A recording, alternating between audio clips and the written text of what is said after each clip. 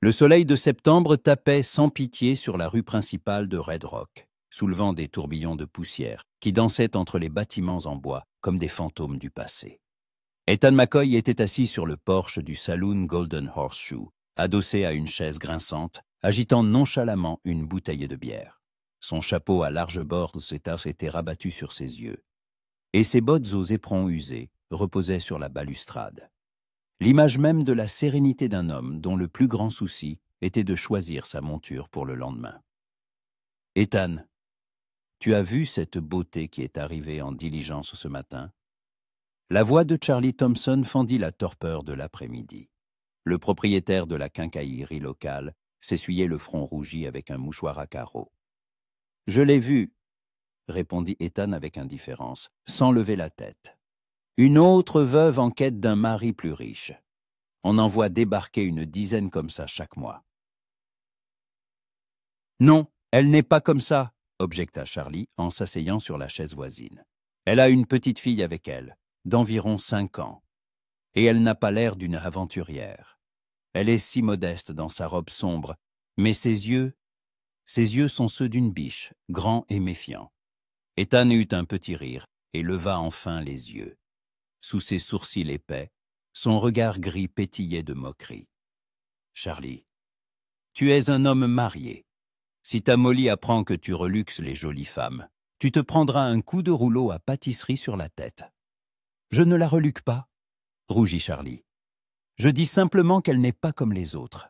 Elle a l'air de quelqu'un qui a beaucoup souffert. » Jake Wilson, le forgeron du village, les rejoignit en s'essuyant les mains couvertes de suie sur son tablier de cuir. Cet homme massif, aux tempes grisonnantes et aux yeux bruns bienveillants, s'assit sur les marches. « De qui parlez-vous? De la nouvelle venue ?»« Célina, je crois qu'elle s'appelle. » Elle est passée me voir pour demander s'il y avait du travail. Elle dit qu'elle sait coudre, qu'elle pourrait aider à la boutique ou à l'auberge. « Célina, » répéta Ethan, comme pour goûter le nom. Un joli nom pour une jolie chasseuse de mari. Jake fronça les sourcils. « McCoy, tu es si injuste. » La femme a poliment demandé du travail, pas un mari.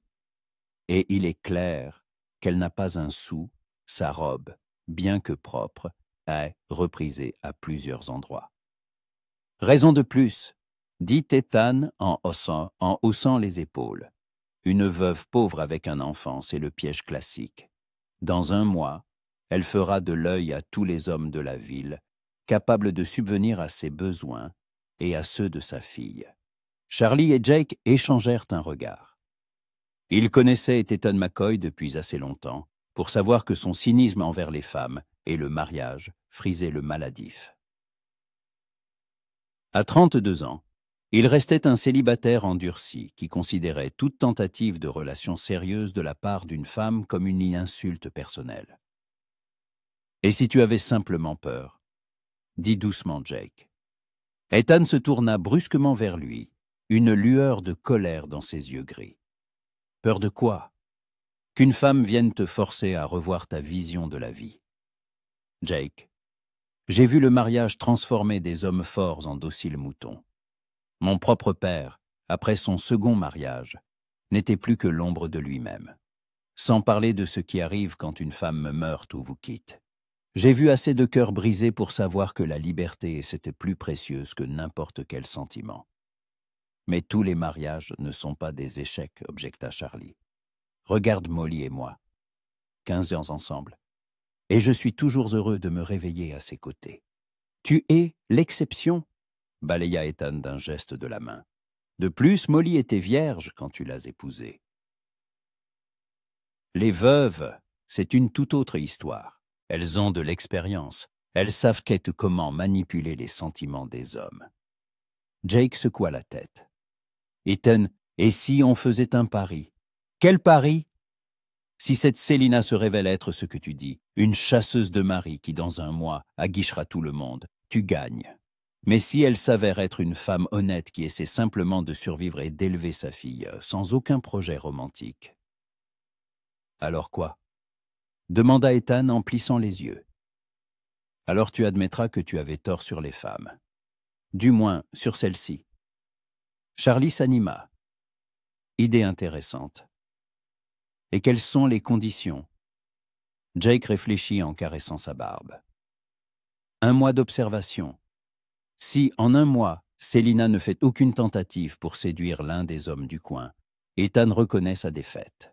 « Et qu'est-ce que je gagne si je l'emporte » demanda Ethan déjà intrigué. « Ce que tu veux. »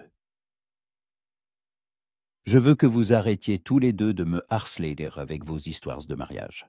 Pour toujours. »« Marché conclu, » acquiesça Jake. « Et si tu perds ?» Ethan réfléchit un instant. Au fond de lui, il était certain d'avoir raison. Il avait vu la même histoire se répéter tant de fois. Une belle femme arrive en ville, joue les travailleuses modestes, puis se lance à la chasse du célibataire le plus prometteur. Si je perds, je vous paierai à boire pendant 1 mois entier.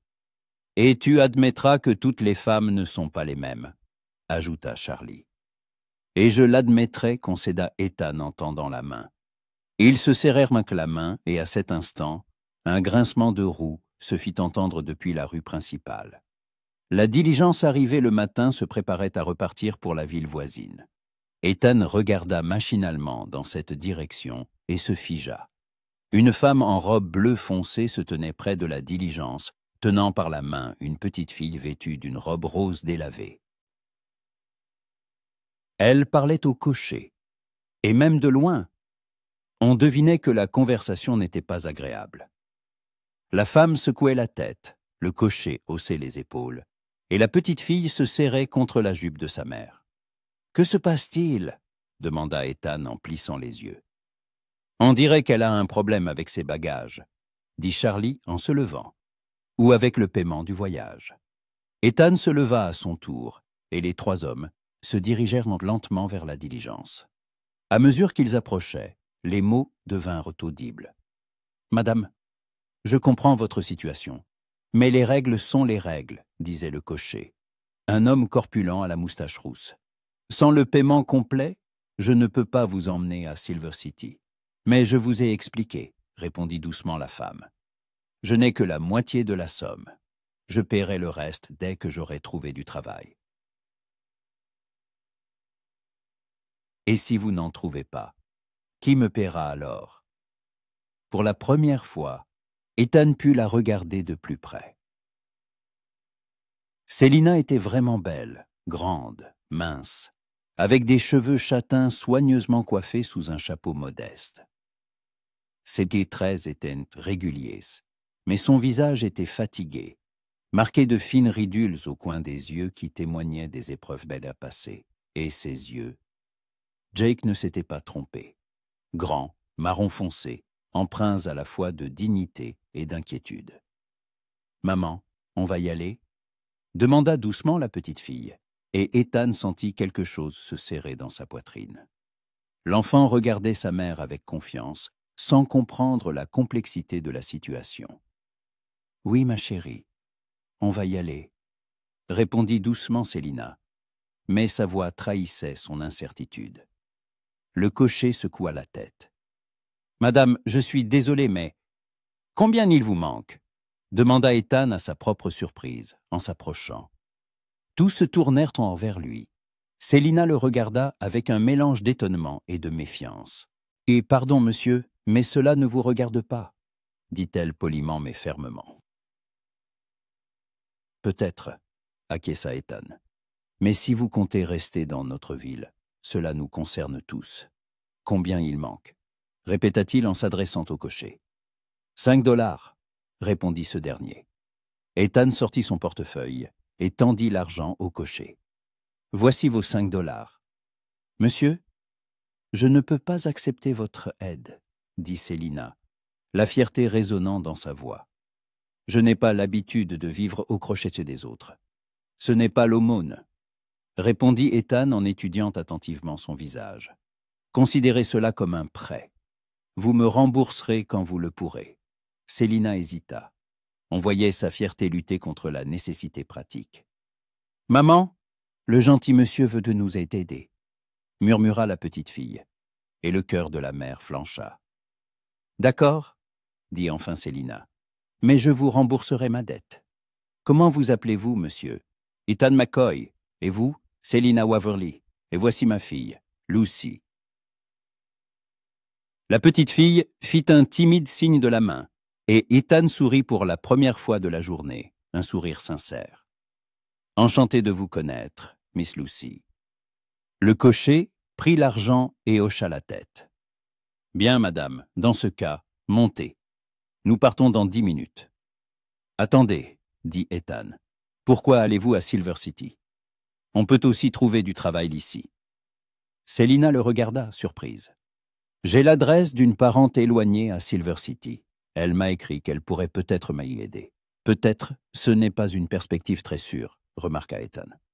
De plus, le voyage dure 2 jours, et en juger par votre situation, vous n'avez pas d'argent pour une auberge.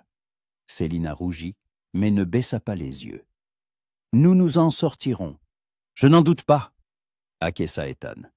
Mais pourquoi vous compliquer la vie? Il y a certainement du travail à Red Rock pour une femme aux mains habiles. Jake et Charlie échangèrent un regard. Ils connaissaient assez bien Ethan pour comprendre que quelque chose avait changé dans son comportement. D'habitude, il évitait tout contact avec les femmes de passage, et voilà qu'il proposait son aide de lui-même. « Quel genre de travail ?» demanda prudemment Selina. Madame Patterson, la propriétaire de la pension, cherchait justement une aide, intervint Charlie. Cuisine, ménage, lessive. Le logement et la nourriture sont inclus, avec un petit salaire. Et j'ai entendu dire que le docteur Henderson cherche quelqu'un pour l'aider à l'infirmerie, ajouta Jake. Sa femme était tombée malade récemment, et il a qu'à besoin d'une main féminine. Selina réfléchit. Lucie tirait sur sa manche. « Maman, on peut rester. J'aime bien ici, et le gentil monsieur habite ici. » Ethan sentit une étrange chaleur dans sa poitrine face à la confiance de l'enfant. « Décidez-vous vite, madame, » pressa le cocher. « Je dois partir. » Selina regarda Ethan, puis Charlie et Jake, et enfin sa fille. Dans ses yeux bruns, le doute et l'espoir se livraient en tes batailles. « Si je reste, » dit-elle lentement, « où pourrons-nous passer la nuit? Je n'ai pas d'argent pour l'hôtel. » « À la pension de Madame Patterson, » répondit Charlie. « Je suis sûr qu'elle ne refusera pas d'héberger une femme avec un enfant, surtout si vous commencez à travailler dès demain. » Selina fit un signe de tête au cocher. « Je reste. Merci de votre compréhension. » Le cocher haussa les épaules et grimpa sur son siège. La diligence s'ébranla, soulevant des nuages de poussière, laissant 4 adultes et une petite fille au milieu de la rue principale de Red Rock. « Eh bien, » dit Ethan en retirant son chapeau et en passant une main dans ses cheveux sombres.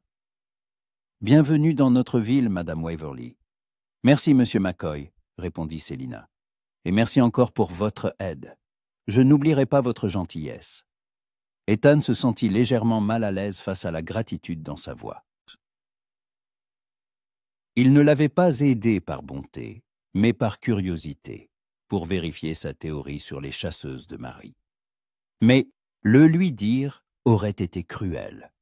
« Ne me remerciez pas, » dit-il. « Charlie, accompagnez Madame Waverly chez Madame Patterson. Jake, peut-être pourrais-tu aller voir le docteur pour savoir s'il a vraiment besoin d'aide. »« Bien sûr, » acquiesça le forgeron. Alors que les hommes se dispersaient et que Charlie emmenait Selina et sa fille vers la pension, Ethan resta seul au milieu de la rue. La poussière soulevée par la diligence tourbillonnait encore dans l'air, scintillant sous les rayons dorés du soleil couchant. Quelque chose d'étrange se passait en lui depuis qu'il avait vu cette femme.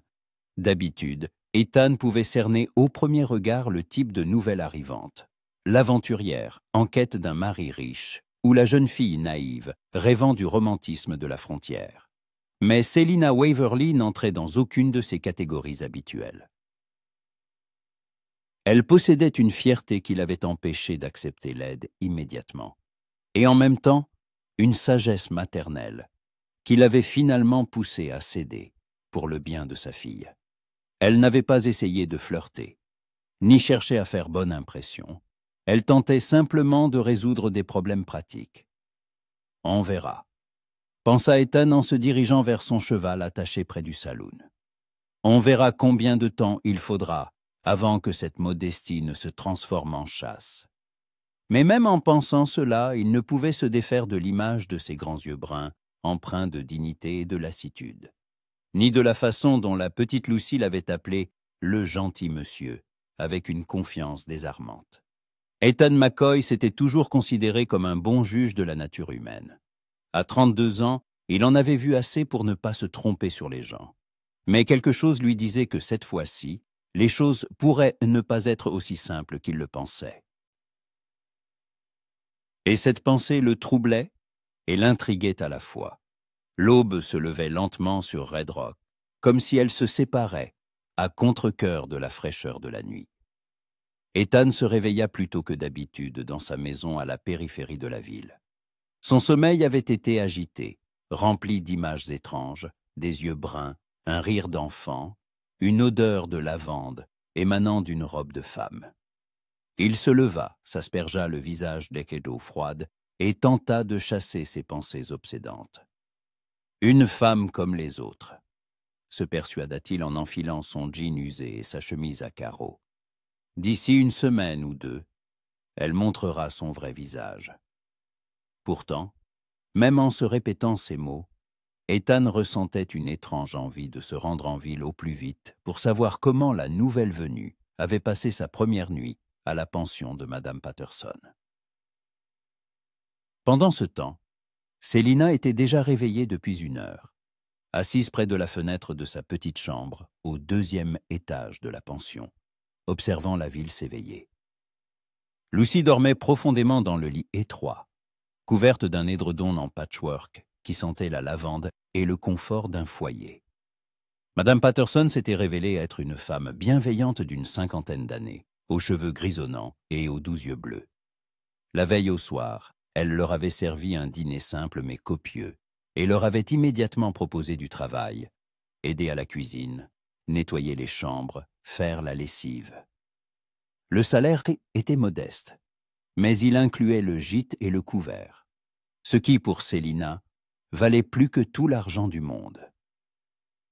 Commencer une nouvelle vie, pensait-elle en regardant les premiers rayons de soleil teintèrent les façades en bois d'une couleur dorée. Pour Lucy, pour son avenir, les souvenirs du passé lui serraient douloureusement le cœur. Thomas, son défunt mari, avait été un homme bon, mais un fermier malchanceux. Après sa mort due à la fièvre, les dettes avaient englouti tout ce qu'il possédait. Célina avait vendu la ferme pour une bouchée de pain afin de rembourser les créanciers. Et maintenant, il ne lui restait plus rien, si ce n'est une petite valise et sa fille, qui était tout son univers. Un léger couc à la porte interrompit ses pensées. « Madame Waverly » entendit-elle la voix de Madame Patterson. Le petit déjeuner est sauté prêt. « Merci, nous descendons tout de suite » répondit Célina en réveillant doucement sa fille. « Maman, où sommes-nous » demanda Lucie d'une voix ensommeillée en se frottant les yeux. « Dans notre nouvelle maison, ma chérie. Tu te souviens, hier, le gentil monsieur nous a aidés ?» Le visage de la petite fille s'illumina. « On va le voir aujourd'hui ? Je ne sais pas, ma puce. Peut-être. » Elles descendirent dans la salle à manger où, autour d'une longue table en bois, quelques pensionnaires prenaient déjà leur petit déjeuner. Un gentleman âgé en costume noir, un jeune homme en vêtements de travail et une femme d'âge mûr au visage fatigué. « Je vous présente, » dit Madame Patterson, Madame Waverly et sa fille Lucy. Elles vont désormais vivre avec nous. Les pensionnaires hochèrent la tête amicalement. Le gentleman, Monsieur Finch, comme il se présenta, était employé de banque. Le jeune homme travaillait pour le chemin de fer, et la femme était une couturière venue de la ville voisine pour affaires. Le petit déjeuner se déroula dans une atmosphère agréable. Lucy se détendit peu à peu et rit même lorsque Monsieur Finch lui montra un tour de passe-passe avec une pièce. Célina sentit la tension des derniers mois s'apaiser. Pour la première fois depuis longtemps, elle ne se demandait pas où elle dormirait le lendemain, ni ce qu'elle mangerait. Après le petit déjeuner, Madame Patterson montra à Célina où tout se trouvait, et lui expliqua ses tâches. Il y avait beaucoup de travail, mais pas plus qu'à la ferme, et les conditions étaient bien meilleures. « Et où se trouve l'école ?» demanda Célina alors qu'elle discutait de l'emploi du temps. « Au bout de la rue principale, à côté de l'église, » répondit Madame Patterson. « Mais Elizabeth Harris est une excellente institutrice. Je pense que Lucy s'y plaira. » Vers midi, alors que Célina étendait le linge fraîchement lavé dans la cour arrière, on frappa à la grille. Sur le seuil se tenait le forgeron de la veille, Jake, si elle se souvenait bien de son nom. « Bonjour, Madame Waverly », dit-il en soulevant poliment son chapeau. « J'ai parlé au docteur Henderson. Il aimerait discuter de travail avec vous. »« Quel travail ?» s'étonna Célina. « Une aide à l'infirmerie. Sa femme était malade et il y a besoin d'une main féminine pour s'occuper des patients. Bien sûr, si vous avez de l'expérience. »« J'en ai, » acquiesça Célina.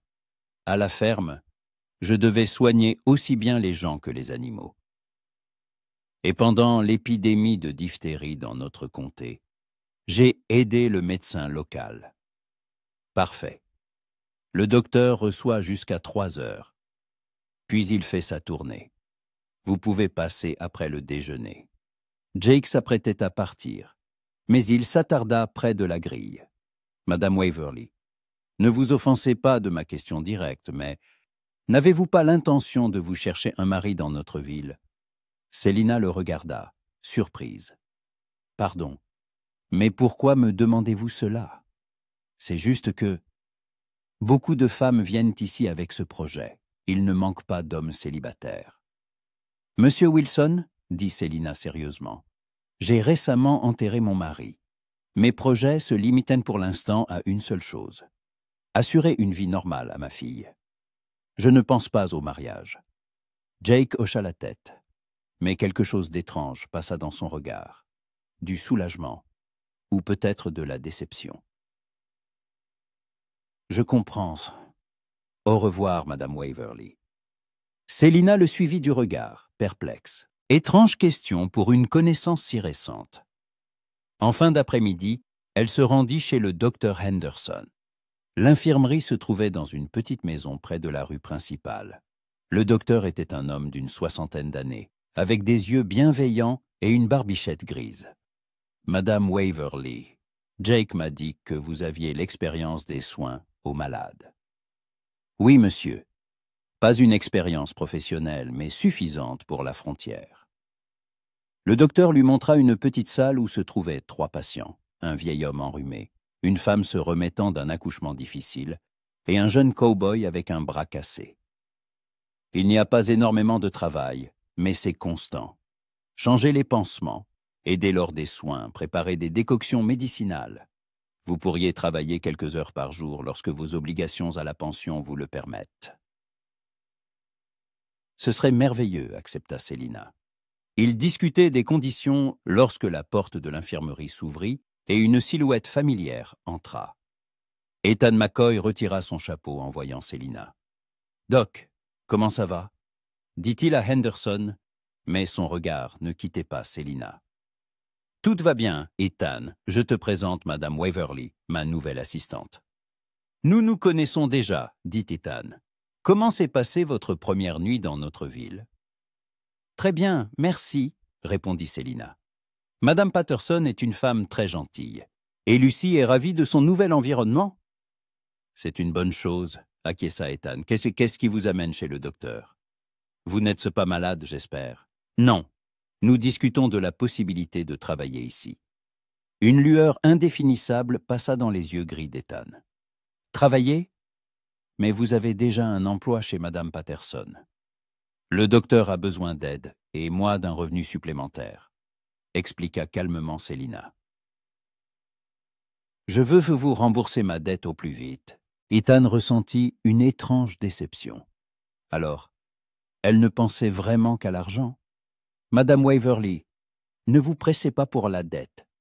5 $, ce n'est pas une si grosse somme. »« Pour moi, si, » répondit Célina d'une voix basse mais ferme.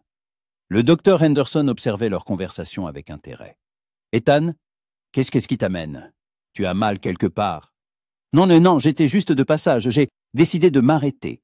Bon, puisque vous êtes occupé, je vais y aller. » Il se dirigea vers la porte, mais se retourna sur le seuil.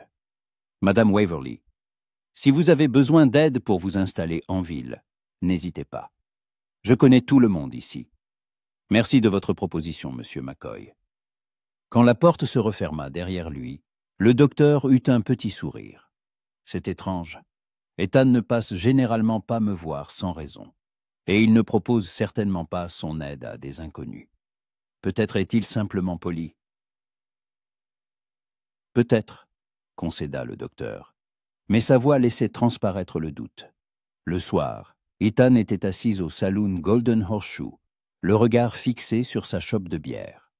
Charlie et Jake s'étaient été installés à côté de lui, discutant des événements de la journée. « Alors, où en est toasté notre pari ?» demanda Charlie.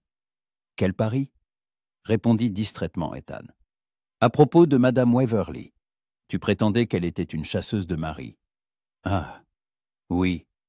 Il est encore trop tôt pour tirer des conclusions. »« Elle a refusé un travail chez Sam Johnson aujourd'hui, » dit Jake. Ethan leva la tête. « Quel travail ?» Sam lui a proposé un poste de femme de chambre chez lui. Bon salaire, chambre séparée. Mais elle a refusé, disant qu'elle avait déjà un emploi à la pension. Et qu'y a-t-il d'étrange à cela? Sam est le célibataire le plus riche de la ville, sourit Charlie. N'importe quelle chasseuse de mari aurait sauté sur l'occasion. Ethan fronça les sourcils. C'était effectivement étrange. Sam Johnson possédait le plus grand ranch du comté, était veuf sans enfant et, selon les rumeurs, songeait à se remarier. Travailler pour lui était une voie royale pour faire sa connaissance et se rapprocher. Peut-être est-elle simplement prudente, dit-il. Elle évalue ses options. Ou honnête, ajouta Jake.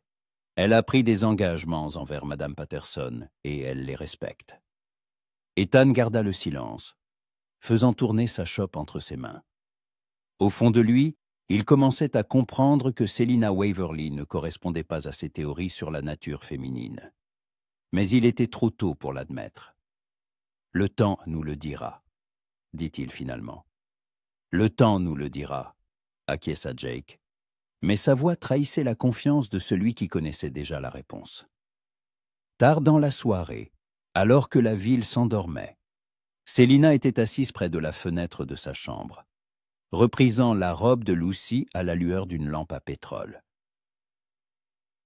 Sa fille dormait en respirant doucement, et dehors, le vent faisait rouler des virevoltants dans la rue principale. Elle pensait à la journée écoulée, aux gens qu'elle avait rencontrés, à la nouvelle vie qui commençait pour elle dans cette petite ville. Les gens ici semblaient bons, le travail ne manquait pas.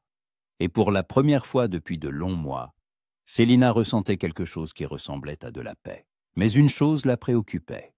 Les étranges questions du forgeron sur le mariage, les regards curieux de certains hommes en ville, et surtout, le comportement d'Ethan McCoy. Il l'avait aidé la veille, mais il y avait dans ses yeux quelque chose de méfiant, comme s'il l'étudiait, essayant de percer un mystère. Il n'y a probablement pas souvent de nouvelles têtes par ici, se dit-elle. Il est naturel que les habitants soient curieux. Pourtant, son intuition lui disait qu'il ne s'agissait pas seulement de curiosité. Il y avait dans le comportement de certains hommes quelque chose qui laissait penser qu'ils attendaient d'elle des actions bien précises. Selina posa sa couture et regarda sa fille endormie. Lucy souriait dans son sommeil. Elle devait faire un beau rêve. Pour ce sourire, Selina était prête à tout.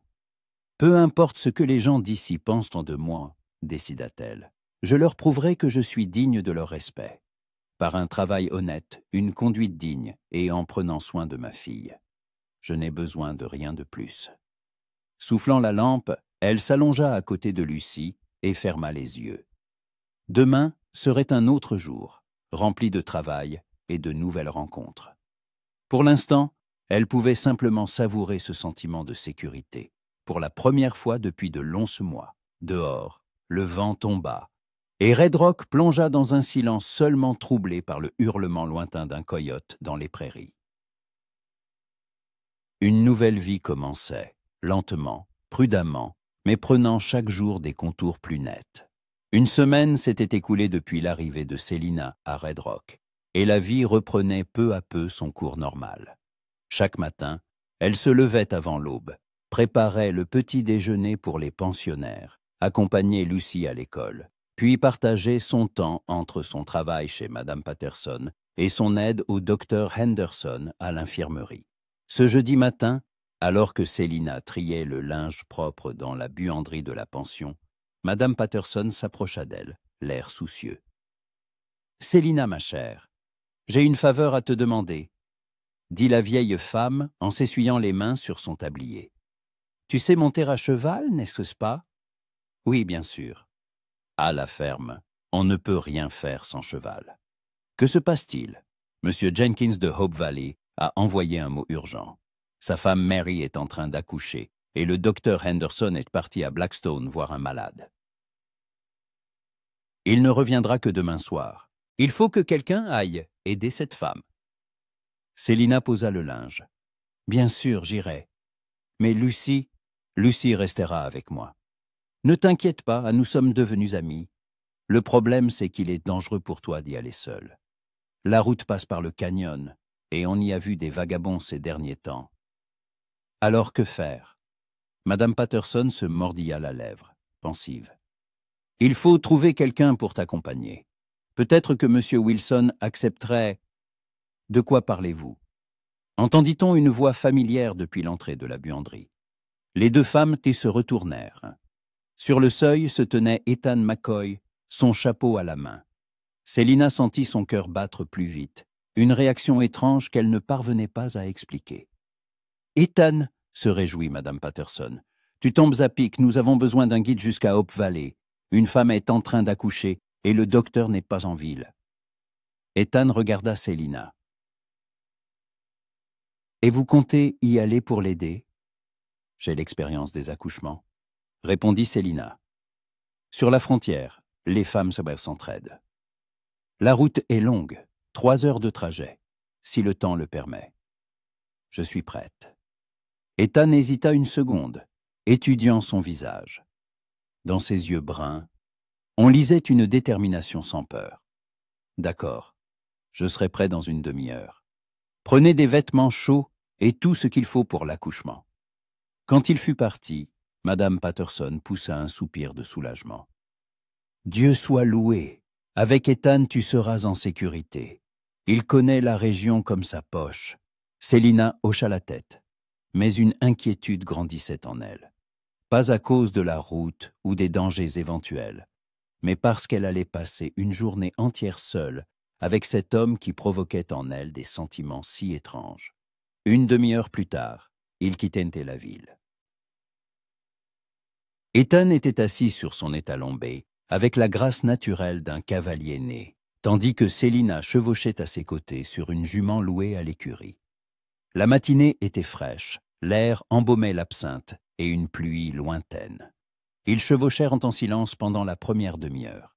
Selina admirait le paysage, les prairies infinies où le vent courbait les herbes en vagues semblables à celles de la mer. Ethan la regardait de temps en temps, surpris de la voir, si à l'aise en selle. « Vous montez bien, » dit-il finalement, rompant le silence. « Merci, j'ai appris dès l'enfance. Mon père pensait qu'une fille de la frontière devait savoir faire tout ce qu'un garçon faisait. Un homme sage. Où viviez-vous avant de vous marier ? » « Au Kansas. Mon père avait une petite ferme. Il élevait des vaches. Après sa mort, nous avons dû vendre la ferme. Il y avait plus de dettes que de biens. » Ethan hocha la tête. Une histoire familière sur la frontière. « Et comment avez-vous rencontré votre mari ?» Selina garda le silence, et une expression de douce tristesse apparut sur son visage. Thomas était le fils du fermier voisin. « Nous nous connaissions depuis l'enfance. Nous nous sommes mariés quand j'ai eu 19 ans. C'était un homme bon, mais pas très chanceux en affaires. Je suis désolé pour votre perte. Merci. Il est mort de la fièvre il y a 2 ans. Après ça, tout est allé de travers. Mauvaise récolte, dettes, bétail, malade. Ethan regarda son profil, fin, déterminé, avec de légères, ridules au coin des yeux qui parlaient des épreuves traversées. Ça n'a pas dû être facile de gérer seul la ferme et un enfant. Non, ce n'était pas facile, admit Célina. Mais je n'avais pas le choix. Lucie n'a personne d'autre que moi. Et vos parents? Mon père était fils unique. Ma mère s'est morte quand j'étais petite. Thomas a un frère en Californie, mais nous n'avons plus de contact. Alors Lucie et moi sommes seuls. Il n'y avait aucune pitié pour elle-même dans sa voix. Juste un constat. Ethan ressentit quelque chose qui ressemblait à de l'admiration. Il connaissait beaucoup d'hommes qui s'étaient effondrés sous le poids de problèmes de bien moindres. « Et pourquoi avoir choisi Red Rock ?» demanda-t-il. Célina sourit pour la première fois de leur conversation. Honnêtement, je n'avais pas vraiment que le choix. L'argent suffisait juste pour un billet jusqu'à votre ville. Après Mott, il aurait fallu marcher. Et que comptez-vous faire maintenant? Travailler, économiser, donner une éducation à Lucie. Peut-être que quand elle sera plus grande, nous pourrons déménager dans une plus grande ville. Pour l'instant, Red Rock nous convient parfaitement. Ethan réfléchit à ces paroles. Des projets simples, raisonnables, dépourvus d'illusions romantiques. Aucune allusion à la recherche d'un mari ou au désir de refaire sa vie. Ils entrèrent dans le canyon, où le sentier se rétrécissait et où les falaises surplombaient hantées de part et d'autre et en masse bien menaçantes. Il faisait plus frais ici, et l'écho des sabots se répercutait sur les parois rocheuses. « Monsieur McCoy, » dit Célina, « puis-je vous poser une question personnelle? Bien sûr. Pourquoi ne vous êtes-vous pas marié? Un homme de votre âge dans une ville comme celle-ci ?» Ethan sentit une tension familière. On lui posait cette question régulièrement, et d'habitude, il répondait par une plaisanterie ou changeait de sujet. Mais quelque chose dans le ton de Célina, une curiosité sincère, sans la moindre coquetterie, le poussa à répondre sérieusement.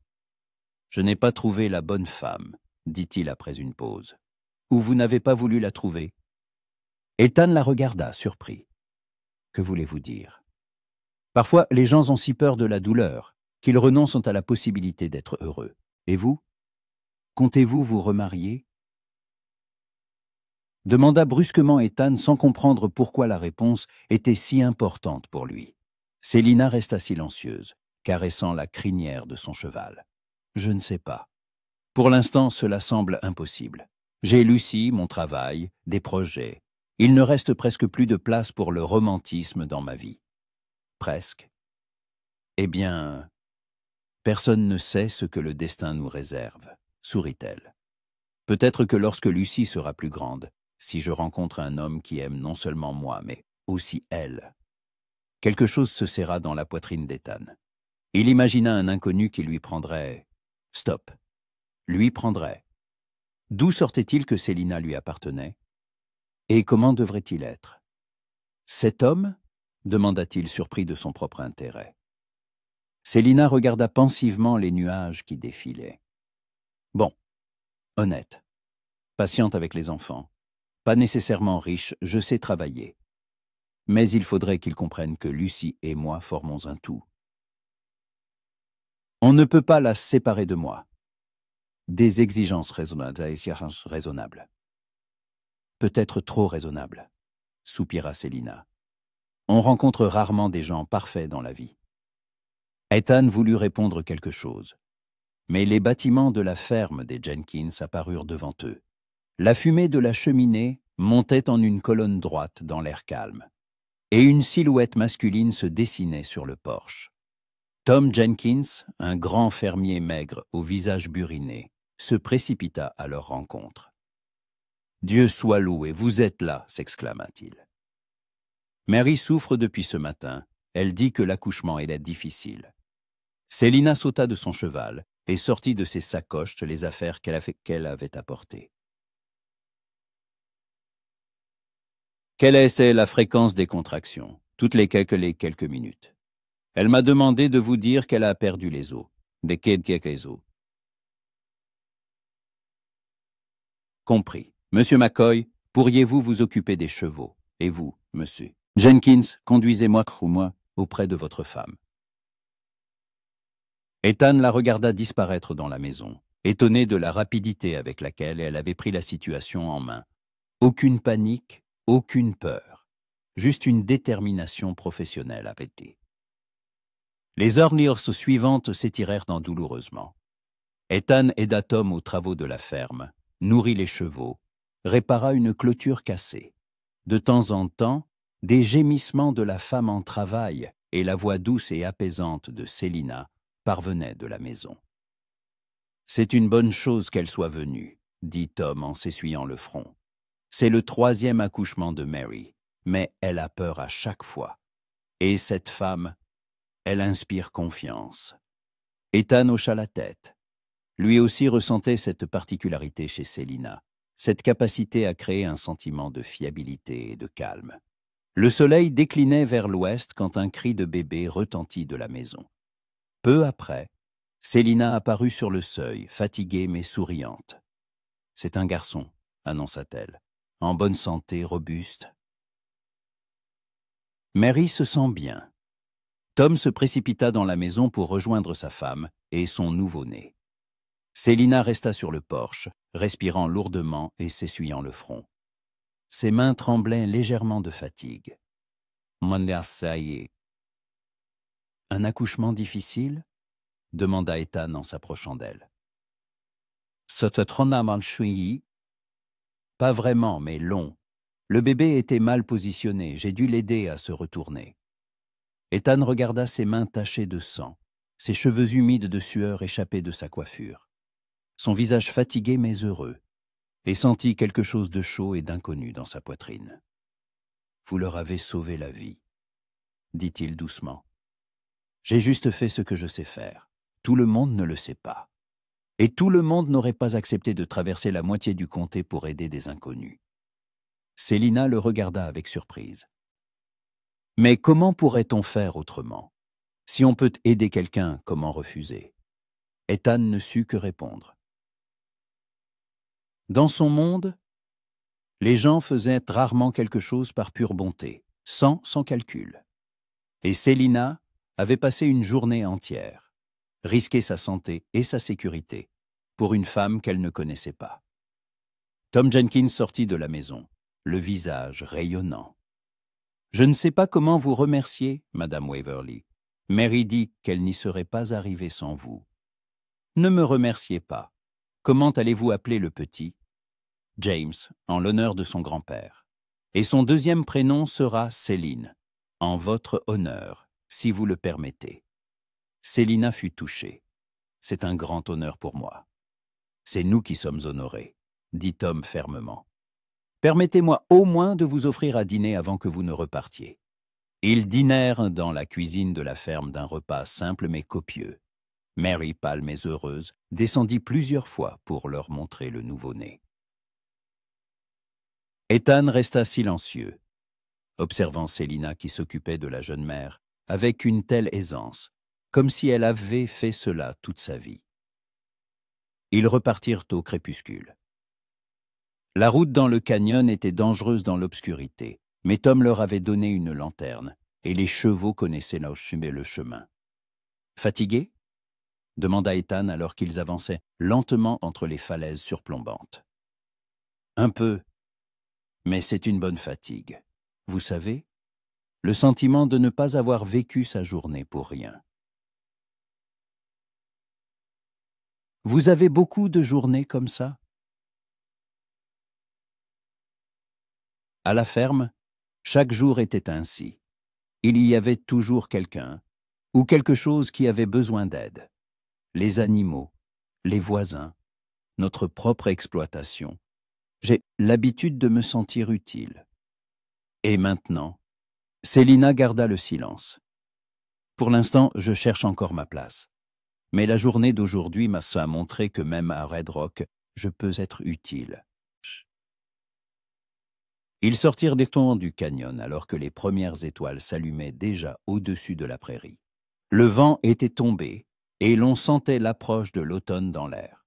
« Célina, dit soudain Ethan, et elle fut surprise. C'était la première fois qu'il l'appelait par son prénom. Oui, aujourd'hui vous avez été incroyable. J'ai rarement rencontré des gens capables d'un tel sacrifice. Ce n'est pas un sacrifice, objecta-t-elle, c'est juste de l'humanité. Ethan secoua la tête. Si tout le monde était comme ça, le monde serait différent. Et comment est-il maintenant, selon vous? Cruel, égoïste, chacun ne pense qu'à soi. Peut-être avez-vous simplement rencontré les mauvaises personnes. Ethan regarda son profil, éclairé par la lumière des étoiles. Peut-être, admit-il doucement. Ils arrivèrent en ville tard dans la soirée. Devant la pension, Ethan aida Célina à descendre de cheval et la raccompagna jusqu'au porche. « Merci d'avoir accepté de venir avec moi, » dit-elle. Seul. J'aurais eu un peu peur. Merci de m'avoir permis de voir. Ethan s'interrompit, ne trouvant pas les mots justes. Quoi? Qu'il existe des gens qui vivent vraiment selon leur conscience. Célina le regarda avec surprise. Ethan, que s'est-il passé dans votre vie pour que vous perdiez foi en l'humanité? Il resta longtemps silencieux, et elle pensa qu'il n'allait pas répondre. Je vous le raconterai un jour, dit-il finalement. Bonne nuit, Célina. Bonne nuit. Elle monta sur le porche et se retourna, mais Ethan était déjà parti, se fondant dans l'obscurité de la nuit. Dans sa chambre, Célina se déshabilla doucement pour ne pas réveiller Lucie endormie et se glissa dans son lit.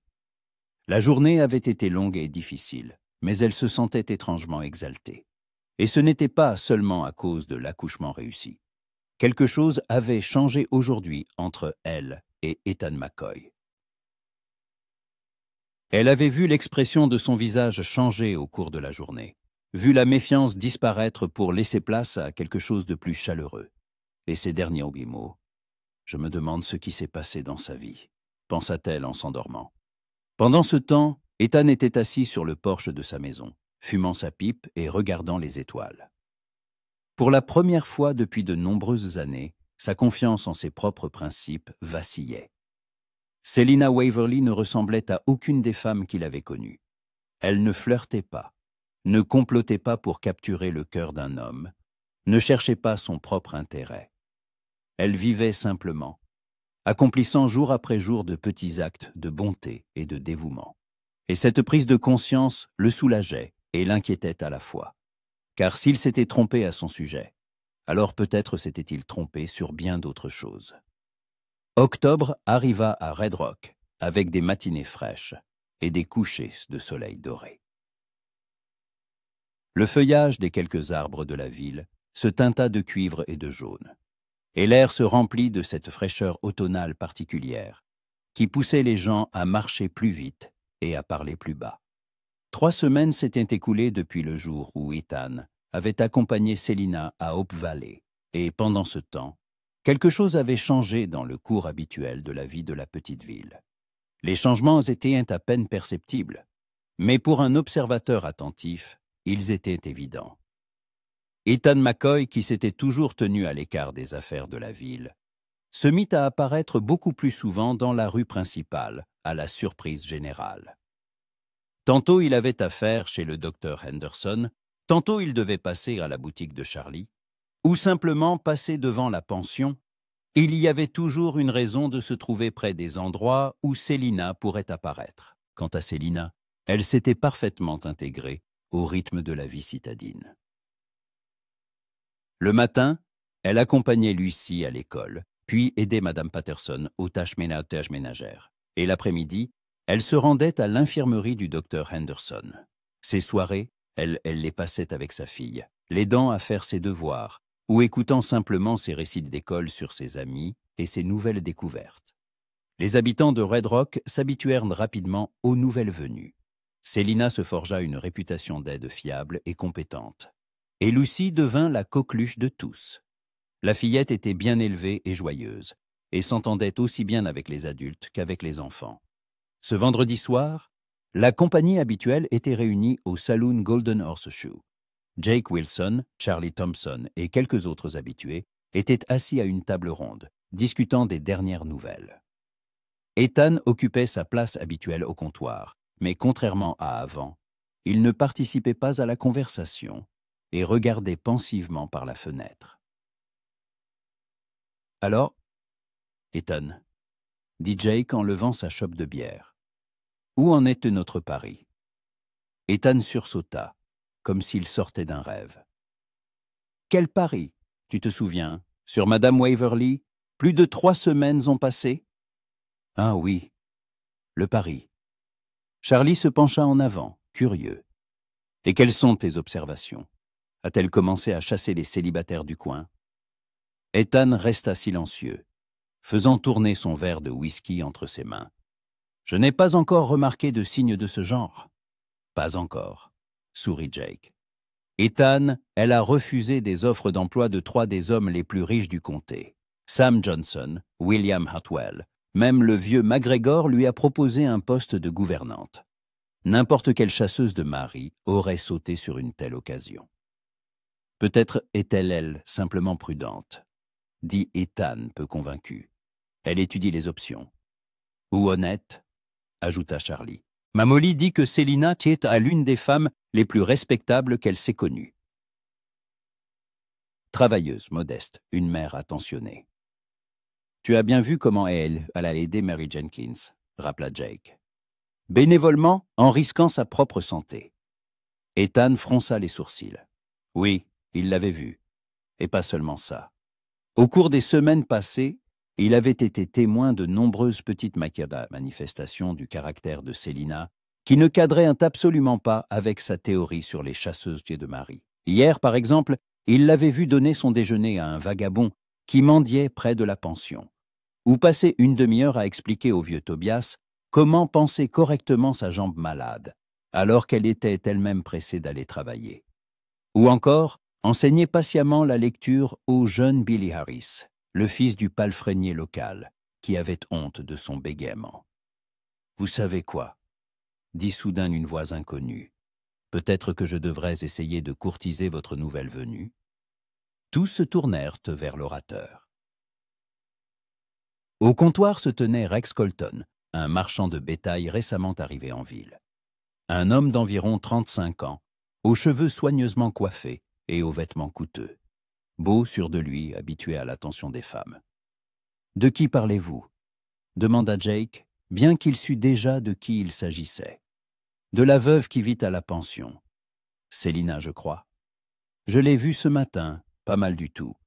Et elle a un enfant, ce qui signifie qu'elle est fertile. » Ethan sentit un nœud désagréable se former en lui. « Madame Waverly est une femme respectable, » dit-il d'une voix plus basse que d'habitude, mais qui contenait un avertissement. Colton sourit. « Toutes les femmes sont respectables jusqu'à ce qu'elles reçoivent la bonne proposition. Et je sais faire des propositions difficiles à refuser. » « Quel genre de proposition ?» La voix d'Ethan se fit d'acier. « Les habituels.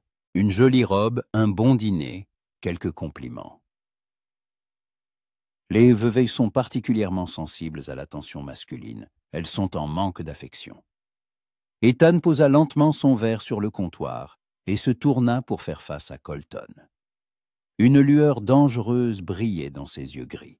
« Monsieur Colton, je vous conseille de vous trouver un autre divertissement. » « Et pourquoi donc ?» Colton savourait manifestement l'attention. « La dame est libre. Je suis libre. Qu'y a-t-il de mal à ça? Le mal, c'est que vous parlez d'elle comme d'une marchandise sur un marché. » « Ethan, calme-toi, » dit doucement Jack, sentant le conflit approcher.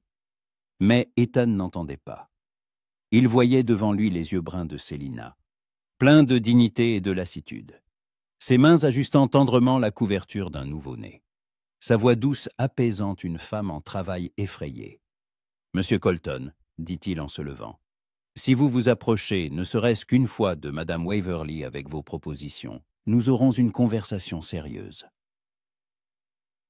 Colton leva les mains en signe de paix, mais une lueur moqueuse dansait dans ses yeux. « Compris, compris. Le territoire est déjà pris. Excusez-moi, je ne savais pas que la dame avait un protecteur. » Elle n'a aucun protecteur, répondit sèchement Ethan.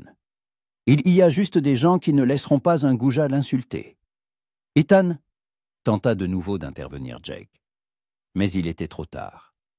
Colton, piqué au vif par le mot « goujat », fit un pas en avant. Répétez un peu ça. Ethan ne recula pas. Un goujat. Un homme qui ne voit dans une femme qu'un objet de divertissement. Un silence tomba. Toutes les conversations s'étaient tues dans le saloon. Colton posa la main sur la crosse de son revolver.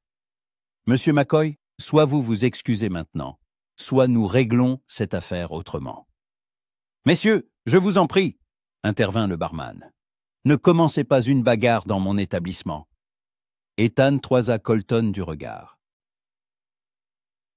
Dans sa jeunesse, il avait participé à plus d'une fusillade et savait que son adversaire était sérieux. Mais quelque chose en lui, une rage, une fureur protectrice, qu'il n'avait jamais ressentie auparavant, l'empêchait de reculer. « Je ne m'excuse pas pour la vérité, » dit-il. Colton commença à dégainer son revolver. Mais à ce moment, la porte du saloon s'ouvrit et une silhouette vêtue d'un long manteau sombre apparut sur le seuil. « Bonsoir, messieurs, » dit le shérif Thomas Murphy, un homme âgé à la moustache grise et aux yeux bleus calmes. « J'espère qu'aucun problème ne se prépare ici. » Colton relâcha lentement la crosse de son arme. « Aucun problème, shérif, juste un malentendu. »« Parfait, » acquiesça Murphy. « Monsieur Colton, d'ailleurs, monsieur Harrison vous cherche. Quelque chose à propos de la vente de bétail de demain. » Colton balaya la salle du regard, s'attardant sur Ethan. « Au revoir, monsieur McCoy. J'espère que nous pourrons reprendre notre conversation. » Quand il fut parti, le shérif s'approcha du comptoir. « Ethan, que se passe-t-il? D'habitude, tu ne te bats pas, et Anne te passe pour des femmes. » Il insultait Madame Waverly. « Et qu'est-ce que ça peut te faire? » demanda Murphy en plissant les yeux. Ethan ouvrit la bouche pour répondre et réalisa qu'il ne savait pas quoi dire. En effet, que lui importait Selina Waverly? Elle n'était pour lui qu'un objet de pari, la preuve de la justesse de ses théories sur la nature féminine. Mais quand Colton avait parlé d'elle avec une telle assurance vulgaire, quelque chose en Ethan avait explosé de rage. Il était prêt à se battre en duel pour une femme qu'il connaissait depuis à peine un mois. « Je ne sais pas, » répondit-il honnêtement. « Je ne pouvais simplement pas écouter ces horreurs. » Murphy le regarda d'un air scrutateur. « Ethan, je te connais depuis des années. Je ne t'ai jamais vu réagir comme ça pour une femme. » « Il n'y a aucune réaction, » grommela Ethan. « Je n'aime tout simplement pas l'impolitesse. » Dit le shérif d'un ton sceptique. « Mouais. » Jake et Charlie échangèrent un regard. Après le départ du shérif, Jake se pencha vers Ethan. « Écoute, mon ami, ne serait-il pas temps d'admettre que tu as perdu le pari? »« Quel pari ?» demanda distraitement Ethan. « Celui-là même. Sur Madame Waverly. Elle vit en ville depuis un mois et n'a jamais manifesté le moindre intérêt pour un homme. De plus, elle a poliment décliné toutes les tentatives de rapprochement. »« Un mois. Ce n'est pas long, » dit obstinément Ethan. « Et combien de temps te faut-il » sourit Charlie. « 1 an, 2 ?» Ethan, elle est exactement ce qu'elle semble être. Une femme honnête et travailleuse qui essaie simplement d'élever sa fille. Ethan resta longtemps silencieux, le regard fixé sur son verre. « Et si elle était simplement très rusée ?» dit-il enfin. « Et si tout cela n'était qu'un jeu? La modestie, le travail acharné, le refus des avances. Peut-être qu'elle attend un plus gros poisson. »« Comme qui, par exemple ?» demanda Jake. Ethan haussa les épaules. « Je ne sais pas. Peut-être quelqu'un comme moi. » Charlie éclata de rire. « Ethan, tu t'entends, il y a à peine 2 semaines. Tu disais que les femmes ne t'intéressaient pas. Et maintenant, tu te considères comme un parti enviable. Je ne me considère pas comme tel, répondit Ethan irrité. J'essaie juste de comprendre ses motivations. Et si tu lui parlais directement, suggéra Jake, pour savoir ce qu'elle a en tête. Et comment faire ça? Invite-la à une promenade, à dîner, à n'importe quoi. Comporte-toi comme un homme normal qui s'intéresse à une femme et observe sa réaction. Ethan réfléchit. L'idée était sensée, mais quelque chose l'effrayait. Et si Célina acceptait? Et si cette lueur calculatrice qu'il avait si souvent vue dans les yeux d'autres femmes apparaissait dans les siens? J'y penserai, dit-il finalement. Le lendemain matin, Ethan se réveilla avec la ferme intention de vérifier ses soupçons. Il se rasa de près, enfila sa plus belle chemise et se rendit en ville plus tôt que d'habitude. Il rencontra Célina près de l'école, où elle accompagnait Lucie. La fillette, en le voyant, lui fit un signe de la main joyeux. « Le gentil monsieur !» cria-t-elle en courant vers lui. « Salut, princesse !» sourit Ethan en la soulevant dans ses bras. « Comment ça va à l'école ?»« Bien. Mademoiselle Elisabeth dit que j'apprends à lire très vite. »« Bravo !» Célina s'approcha d'eux, et Ethan sentit son cœur s'accélérer comme à chaque fois. « Bonjour, Ethan, » dit-elle avec un sourire. « Vous êtes en ville de bonne heure aujourd'hui. »« Bonjour. »« Oui, les affaires se règlent mieux à l'aube. » Lucie tira sur sa manche. « Vous viendrez nous voir ?»« Maman a fait des biscuits hier. »« Lucie ?» la reprit doucement Célina. « Il ne faut pas s'imposer. Mais maman, le gentil monsieur est notre ami. » Ethan posa la fillette par terre et regarda Célina. C'était maintenant ou jamais. « Madame Waverly, accepteriez-vous de dîner avec moi ce soir, au restaurant de l'hôtel Prairie ?» Célina cligna des yeux, surprise. « Dîner? Mais... »« Maman dit ouais !» s'exclama Lucie en sautillant. « Peut-être que le gentil monsieur m'emmènera aussi. »« Lucie va à l'école, tu vas être en retard, » dit Célina, gagnant manifestement du temps. La fillette courut vers le bâtiment de l'école, se retournant en chemin. « Maman, n'oublie pas de dire oui. » Ils se retrouvèrent toutes seules. Célina regardait Ethan déconcertée. « Ethan, je ne comprends pas. Pourquoi m'invitez-vous? Faut-il une raison particulière pour dîner avec une femme agréable? Je n'ai pas l'habitude de ce genre d'invitation. Raison de plus pour essayer. » Célina hésita. Divers sentiments se lisaient dans ses yeux. « Et que diront les gens? Je suis veuve depuis peu. 2 ans. C'est assez pour un deuil, » dit doucement Ethan. « Et ce n'est qu'un dîner, pas une demande en mariage. » Célina eut un faible sourire. « D'accord. Mais je ne peux pas laisser Lucie seule. Madame Patterson se fera un plaisir de la garder. Elle adore votre fille. » Vous vous êtes déjà arrangé avec elle? Non, mais je sais qu'elle acceptera. Célina se mordilla la lèvre, pensive. D'accord, dit-elle enfin, mais je paierai ma part. Certainement pas, c'est moi qui invite, c'est moi qui paye. Ethan, aucune objection. 7 heures? D'accord. Ethan souleva son chapeau et se dirigea vers son cheval. Le premier pas était fait. Il fallait maintenant attendre le soir et voir quel jeu jouerait Célina Waverley. Mais en s'éloignant, il ne vit pas l'expression de son visage, confuse, déconcertée et en même temps heureuse. La journée s'étira interminablement.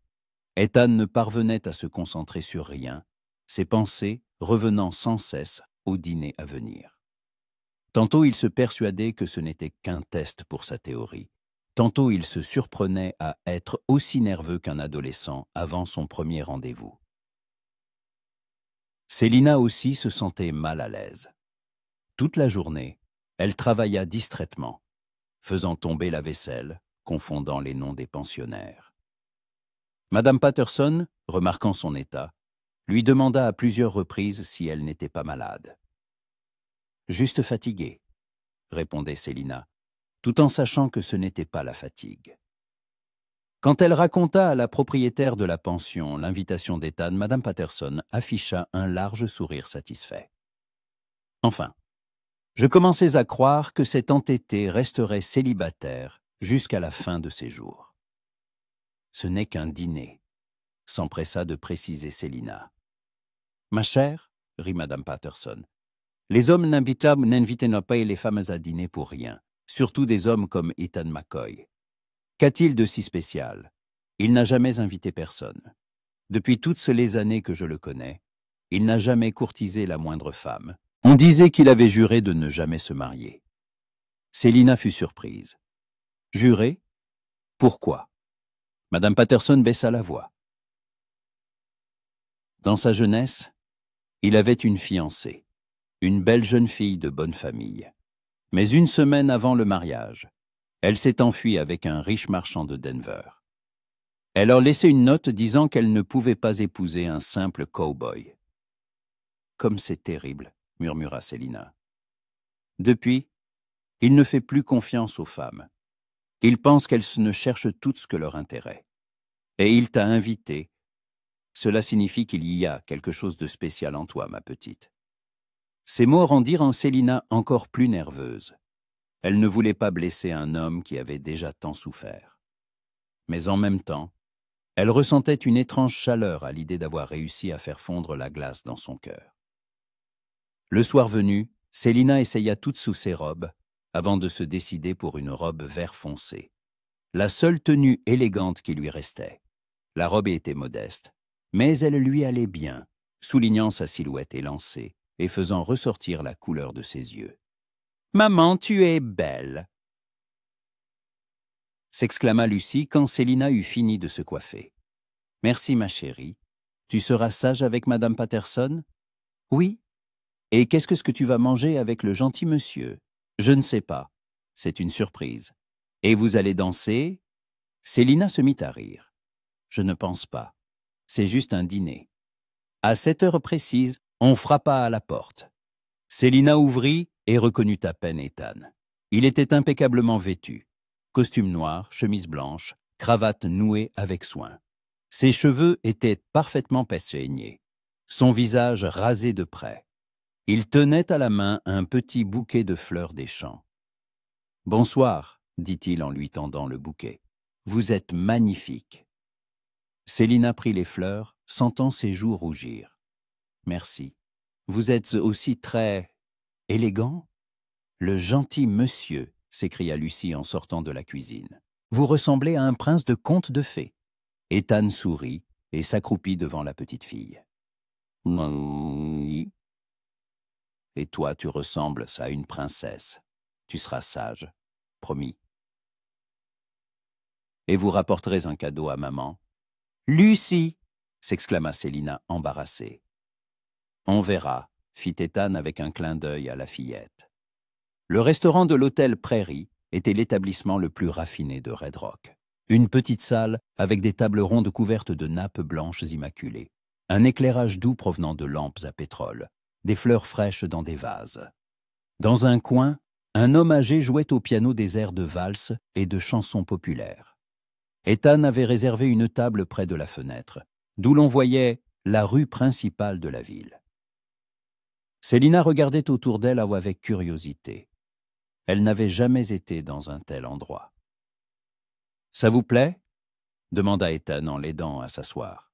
« C'est très beau, mais ça doit être cher. »« Ne vous inquiétez pas de ça. Ce soir, vous profitez, c'est tout. » Le serveur, un homme âgé aux favoris grisonnants, apporta le menu.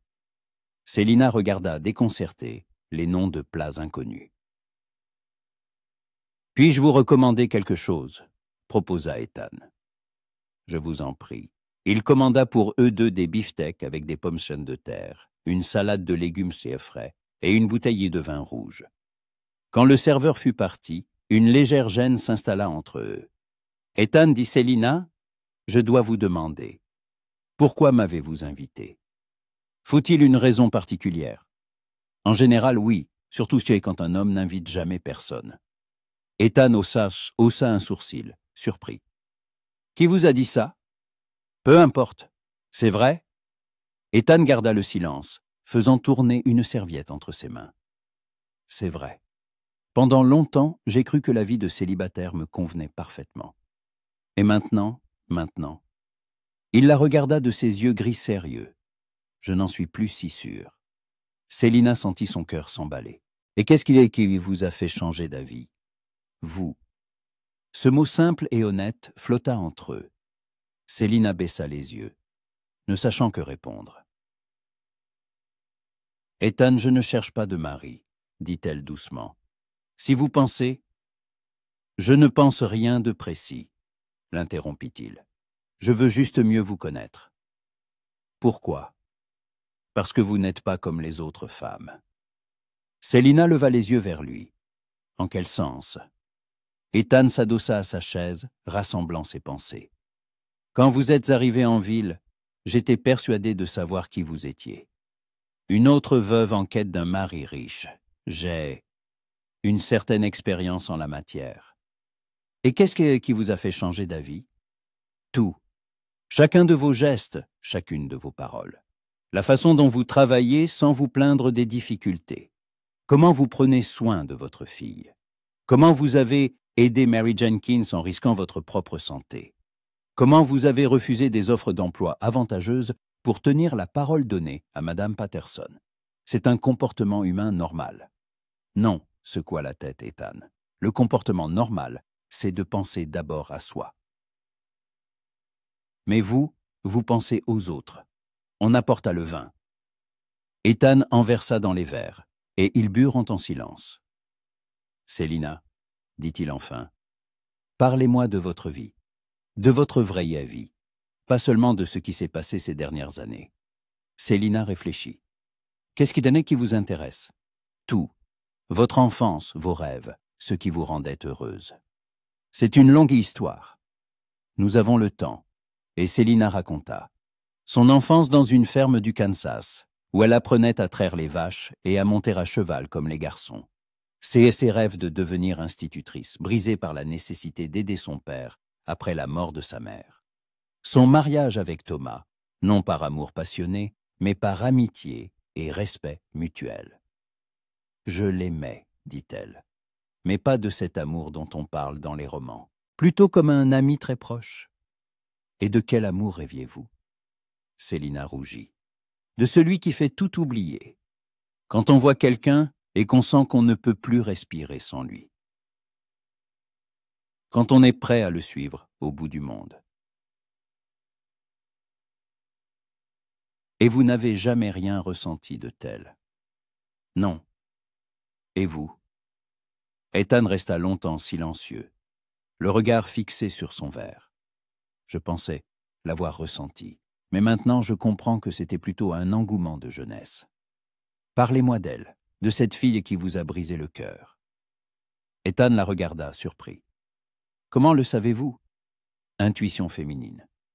Et puis, Madame Patterson m'a raconté quelques petites choses. Je vois. Ethan but une gorgée de vin. Elle s'appelait Catherine. Elle était éblouissante, belle, instruite, d'une famille riche. Je ne sais pas ce qu'elle m'a trouvé, à moi, un simple cow-boy. Mais nous sommes sortis ensemble pendant 6 mois. Je l'ai demandé en mariage, et elle a accepté. Et que s'est-il passé? Une semaine avant le mariage, un marchand de Denver est arrivé en ville. Riche, avec de nombreuses relations. Catherine l'a rencontré à un bal et a disparu avec lui la nuit même.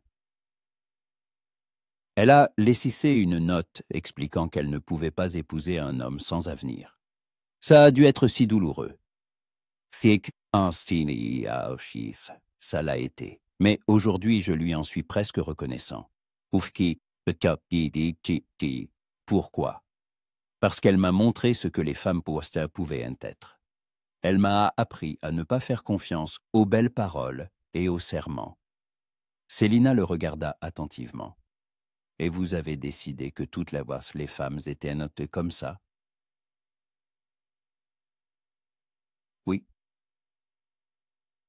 Et maintenant? Ethan croisa son regard. Mon amour, dit. Maintenant, j'ai rencontré une femme qui refuse l'argent. risque sa santé pour des inconnus, et est prête à travailler du matin au soir pour assurer une vie digne à sa fille. Et je commence à penser que je me suis peut-être trompé. On apporta le repas. Ils mangèrent en continuant de parler de la vie, de leurs rêves, de leurs projets. Célina parla de son désir de donner une bonne éducation à Lucy, peut-être de l'envoyer dans un collège de l'Est. Ethan parla de son ranch, de ses projets d'agrandissement, de son rêve d'élever les meilleurs chevaux du comté. « Et la famille ?» demanda Célina. « Vous n'avez jamais voulu avoir d'enfant ? » ?»« Si, dans ma jeunesse, je le voulais vraiment. J'imaginais une maison pleine de rires d'enfants, une femme qui m'accueillerait sur le pas de la porte. Et qu'est-ce qui a changé ? J'ai compris que ce n'était que des contes de fées, qu'en réalité, une femme finit tôt ou tard par trouver quelqu'un de mieux et s'en va. Et les enfants, ce sont eux qui souffrent le plus. » Célina posa la main sur la table, effleurant presque ses doigts. Toutes les femmes ne sont pas comme Catherine. Il y en a qui apprécient la loyauté plus que l'argent. Dit-il. Comment puis-je savoir que vous ne jouez pas un rôle ? La question sortit plus sèchement qu'il ne l'aurait voulu. Célina retira sa main comme si elle s'était brûlée. « Jouer un rôle ?» répéta-t-elle doucement. « Je ne voulais pas. C'est juste que j'ai des raisons de me méfier. Je vois. » Célina posa sa fourchette. « Vous m'avez invité à dîner pour vérifier à quel point j'étais cupide ? » ?»« Non. Enfin, au début, oui, mais ensuite. »« Au début, oui, » répéta Célina en se levant. « Donc, toute cette soirée n'était qu'une expérience. Voyons comment se comporte la chasseuse de Marie. » Célina attendait. Mais elle se dirigeait déjà vers la sortie. Ethan jeta de l'argent sur la table et se précipita à sa suite. Dehors, il la rattrapa près d'un lampadaire. « Célina, laissez-moi vous expliquer. »« Il n'y a rien à expliquer, » dit-elle froidement, sans se retourner. « Tout est clair. Vous avez décidé de tester mon avidité.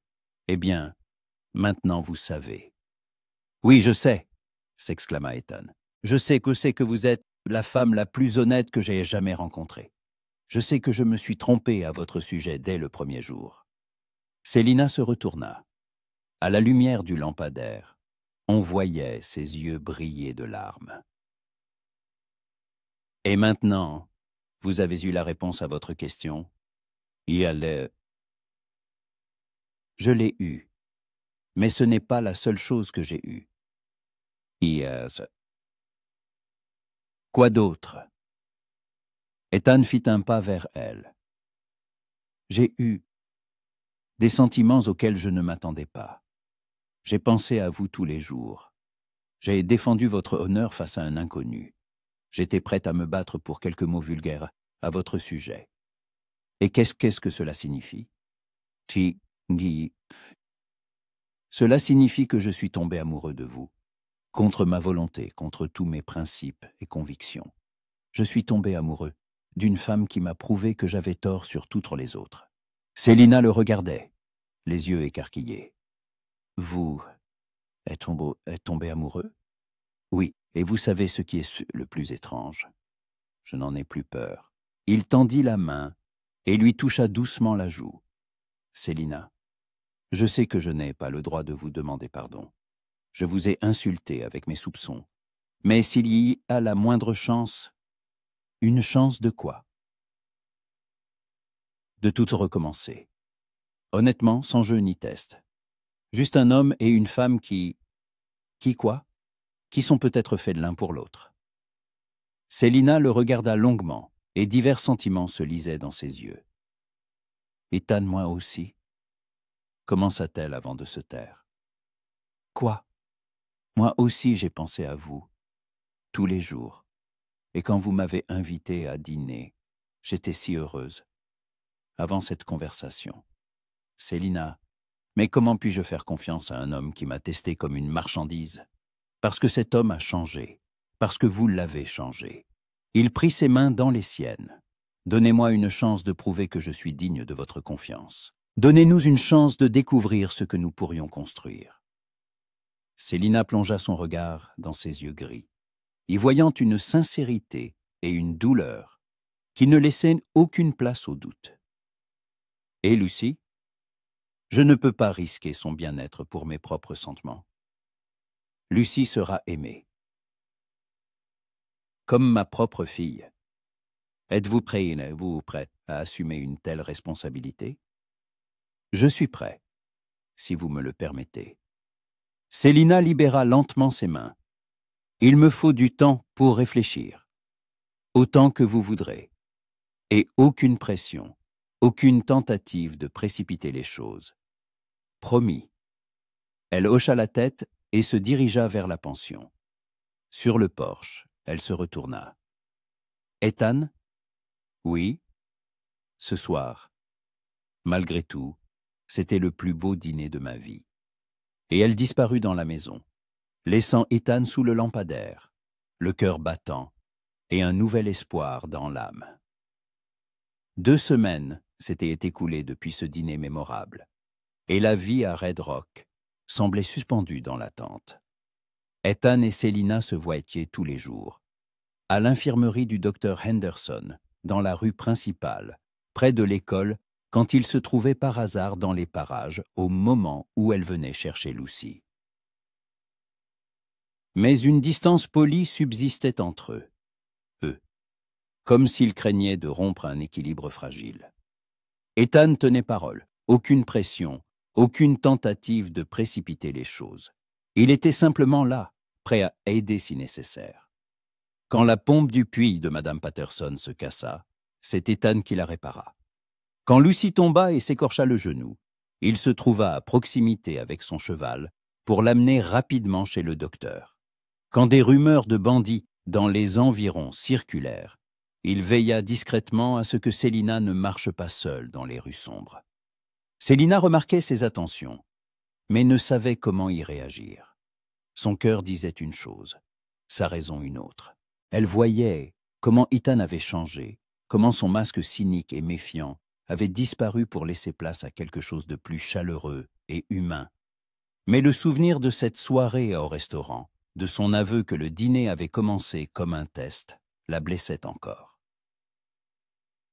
En ce jour de novembre, alors que la première neige argentait les toits des maisons et que l'air était transparent et glacial, les événements prirent une tournure inattendue. Célina revenait de l'infirmerie en début d'après-midi quand elle vit une foule agitée près du bureau du shérif. Au centre se tenait Tom Jenkins, le fermier dont elle avait aidé la femme à accoucher. « Que s'est-il passé ?» demanda-t-elle à Charlie Thompson. « Un malheur ?» répondit-il sombrement. « Il y a eu un incendie chez les Jenkins. La maison a brûlé jusqu'aux fondations. Mary et les enfants ont réussi à s'en sortir, mais ils se retrouvent sans abri en plein hiver. » Le cœur de Célina se serra de compassion. Et où sont-ils maintenant? Le shérif les a installés dans la vieille écurie derrière l'église. Mais c'est temporaire. Ils ne survivront pas à l'hiver là-bas. Il faut faire quelque chose. On s'en occupe. On collecte de l'argent pour une nouvelle maison. Mais en attendant, Célina n'écouta pas la fin. Elle se dirigea rapidement vers le logement improvisé des Jenkins. Le spectacle qu'elle découvrit lui brisa le cœur. Dans l'écurie froide et balayée par les vents, Mary était assise sur de la paille avec ses 3 enfants. Les 2 aînés et James Selan âgé d'1 mois. La femme était pâle, les enfants tremblaient de froid, malgré toutes les couvertures qu'on avait pu leur trouver. « Mary » appela doucement Célina. La femme leva la tête et esquissa un faible sourire. « Célina, quelle bonne chose que tu sois venue. Comment te sens-tu? Et les enfants? Nous sommes en vie, c'est le principal, le reste, on peut le reconstruire. » Mais Célina voyait que le courage de Mary ne tenait qu'à un fil. Elle avait accouché 1 mois plus tôt. Son corps n'était pas encore remis. Et maintenant, le froid, le stress, l'incertitude.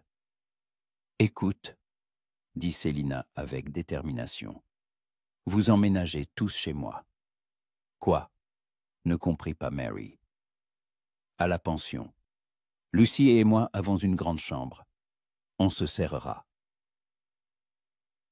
Célina, nous ne pouvons pas. Nous n'avons pas d'argent pour payer. Ce n'est pas la peine. Nous sommes des femmes, nous devons nous entraider. Mais Madame Patterson, elle acceptera. Je la connais. Elle ne laissera pas une famille avec des enfants dans le froid. Célina avait raison. Non seulement Madame Patterson accepta d'héberger la famille Jenkins, mais elle refusa également de leur faire payer. Dans les moments difficiles, les gens doivent se serrer les coudes, dit-elle. On trouvera de la place pour tout le monde. Le soir, la pension s'était transformée en un véritable refuge. Les Jenkins et leurs enfants s'installèrent dans la chambre voisine, tandis que Célina et Lucy se serrèrent pour faire de la place pour les lits d'enfants. « Maman, pourquoi leur maison a-t-elle brûlé ?» demanda Lucy alors qu'elle se couchait. « Parfois, des malheurs arrivent. » Ma chérie, l'important n'est pas ce qui nous arrive, mais comment nous y réagissons, et on a raison de les aider. Bien sûr, il faut toujours aider ceux qui sont dans le besoin. Et si un malheur nous arrivait, on nous aiderait aussi? Célina serra sa fille dans ses bras. Je pense que oui, il y a des gens bien dans cette ville. Mais la nuit, quand tout le monde dormait, Célina resta éveillée, écoutant les pleurs du petit James dans la chambre voisine. Elle pensait à la fragilité du bonheur humain, à la rapidité avec laquelle tout pouvait changer. Elle et Lucy non plus n'avaient rien d'autre que leur travail et la gentillesse des gens qui les entouraient. Et si elle perdait son travail? Et si elle tombait malade et ne pouvait plus subvenir à leurs besoins? Le matin, elle se réveilla avec une ferme résolution. Il fallait qu'elle parle à Ethan. Elle le trouva près de l'écurie, où il sellait son cheval. En la voyant, il lui adressa ce sourire particulier, qu'il n'avait que pour elle. « Bonjour Célina, j'ai entendu dire que tu avais recueilli la famille Jenkins. Pas seulement moi. Madame Patterson aussi. N'empêche, c'est un geste noble. Ethan, il faut que je te parle. Sérieusement. » Quelque chose dans son ton le mit en alerte. Bien sûr. De quoi? De nous. De ce qui se passe entre nous. Ethan posa la selle. Je t'écoute. Célina prit son courage à deux mains. Hier, j'ai vu une famille qui a tout perdu en une seule journée. Leur maison, leurs biens, leur sécurité. Et j'ai compris que la vie est trop courte pour de longues réflexions. Où veux-tu en venir? J'ai pris une décision. À notre sujet. Ethan se figea, n'osant bouger. Et laquelle? Je suis prête à essayer, mais à certaines conditions. Lesquelles? Célina leva les yeux vers lui. Plus de secrets entre nous. Plus de non-dits. Si tu as des doutes sur moi, dis-le franchement. Si je fais quelque chose de mal, explique-le. Nous sommes des adultes, nous avons connu la douleur sur les déceptions. Mais si nous décidons d'être ensemble, nous devons nous faire entièrement confiance. D'accord, dit Ethan sans hésiter. Et autre chose, Lucy n'est pas un accessoire qui vient avec moi. Elle est la moitié de mon cœur. Si tu n'es pas prêt à l'accepter comme ta propre fille, je suis prêt. Plus que prêt. D'où te vient une telle certitude? Ethan sourit. Parce que j'aime déjà cette petite chipie, et parce qu'elle fait partie de toi. Célina sentit les larmes lui monter aux yeux. Alors, on peut essayer? On peut. Il fit un pas vers elle. Mais d'abord, je dois te montrer quelque chose. Ou quoi? Tu viens avec moi au ranch. Maintenant. Maintenant. C'est important. Le trajet jusqu'au ranch d'Ethan dura une demi-heure. Célina n'y était jamais allée et fut surprise de découvrir une exploitation assez grande. Une solide maison à 2 étages, des écuries, des enclos pour le bétail, plusieurs bâtiments de ferme.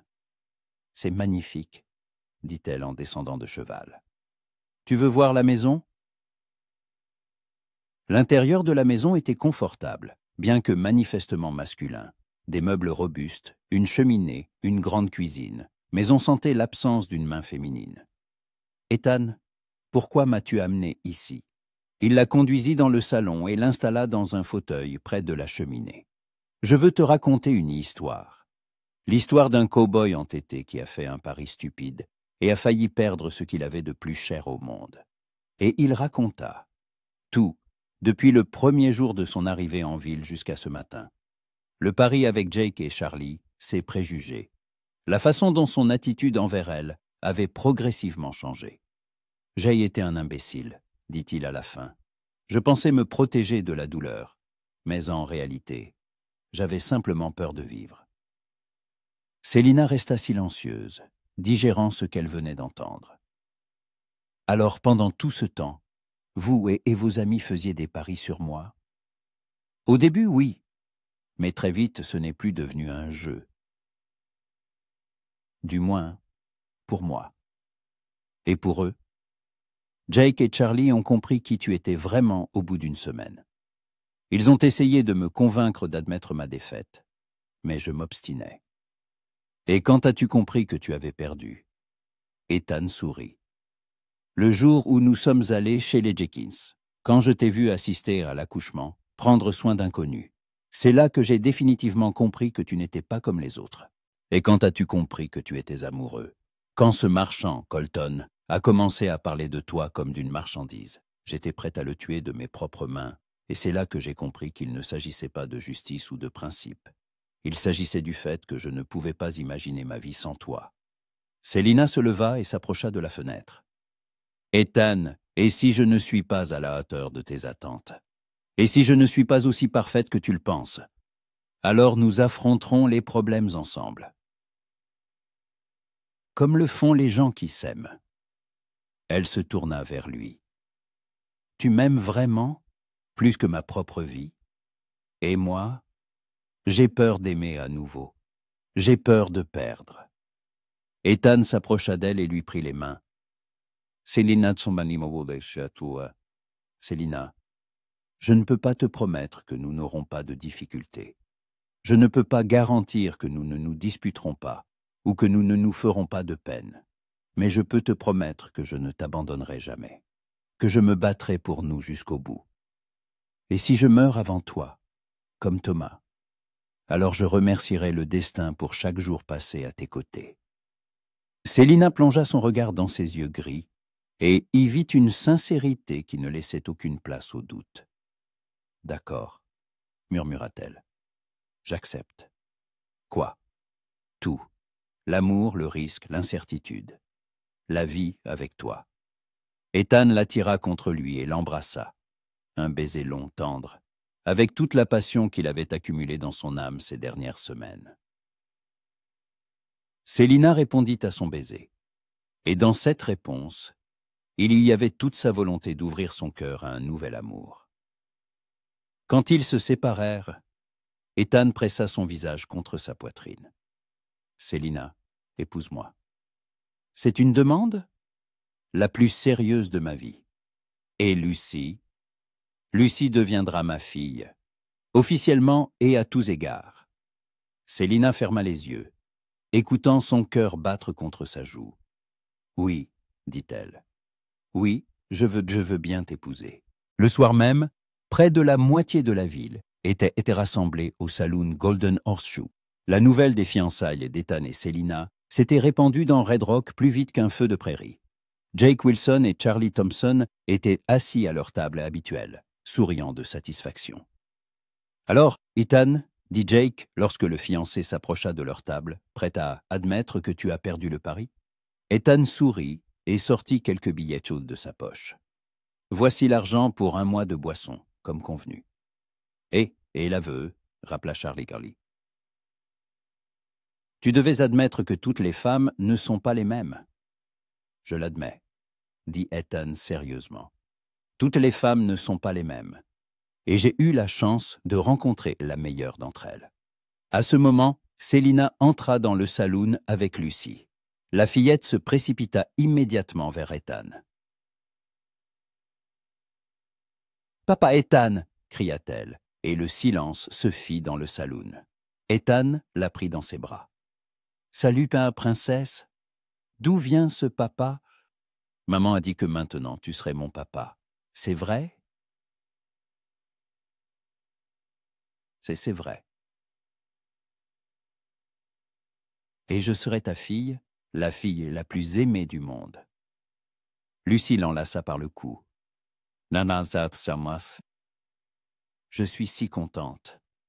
Maintenant, j'ai une maman et un papa, comme tous les enfants. La salle explosa en applaudissements et en félicitations. Célina s'approcha d'Ethan et lui prit le bras. « Tu ne regrettes pas ?» demanda-t-elle doucement. « Quoi donc ? Que ta vie de célibataire soit terminée. » Ethan la regarda, puis regarda Lucy assise dans ses bras. Puis les gens qui les entourèrent, des amis, des voisins, qui étaient devenus presque une famille. « Tu sais, se dit-il, je crois que ma vraie vie ne fait que commencer. » Le mariage fut célébré 1 mois plus tard, en décembre, alors que la neige recouvrait les prairies d'un manteau blanc et que toute la ville était réunie dans l'église de Red Rock. Célina portait une robe blanche confectionnée pour elle par les femmes du village, et Ethan un costume noir neuf. Lucie se tenait à leur côté en tant que demoiselle d'honneur, tenant fièrement un bouquet de fleurs. Lorsque le pasteur prononça les mots sacrés « Je vous déclare, mari et femme », Ethan embrassa sa nouvelle épouse sous les applaudissements et les acclamations de leurs amis. Puis il se pencha vers Lucie et l'embrassa sur le front. « Bienvenue dans notre famille, ma fille. » Après la cérémonie, ils se rendirent tous les 3 au ranch, dans la maison qui était désormais leur foyer commun. Une maison qui n'avait plus l'air d'un repère de célibataires. Célina et Lucie l'avaient remplie de rire, de chaleur, d'odeurs de pâtisserie maison et des bruits de la vie de famille. Cette nuit-là, alors que Lucie dormait dans sa nouvelle chambre et qu'il se retrouvait seul avec Célina dans leur chambre, Ethan serra sa femme dans ses bras. « À quoi penses-tu » demanda-t-elle. « À quel point j'ai été stupide. J'ai passé tant d'années à fuir ce qui aurait pu me rendre vraiment heureux. Au moins, maintenant, nous apprécions ce que nous avons. » Célina. « Oui, merci. » « Pourquoi ? » Mais il y en a de m'avoir réappris à croire en l'amour. Elle se tourna vers lui. « Et toi ? Merci de m'avoir montré qu'on peut recommencer sa vie et que l'amour peut prendre différentes formes. Mon amour pour Thomas était calme, paisible. Mais ce que je ressens pour toi, quoi ? C'est un feu. Une passion. Ce sentiment dont je rêvais dans ma jeunesse. » Ethan l'embrassa, et dans ce baiser, il y avait tout leur amour. Un amour qui avait survécu aux doutes et aux préjugés, qui avait résisté aux épreuves et n'en était devenu que plus fort. Dehors, le vent chassait les flocons de neige sur les prairies infinies. Là où un cow-boy nommé Ethan McCoy avait un jour juré de ne jamais se marier, sans se douter que le destin lui préparait déjà une rencontre avec la femme qui allait changer toute sa vie. La vie dans le Far West était imprévisible et rude. Mais pour ceux qui savaient aimer et croire, elle offrait les plus beaux cadeaux, une famille, un foyer et un bonheur qui dure toute une vie.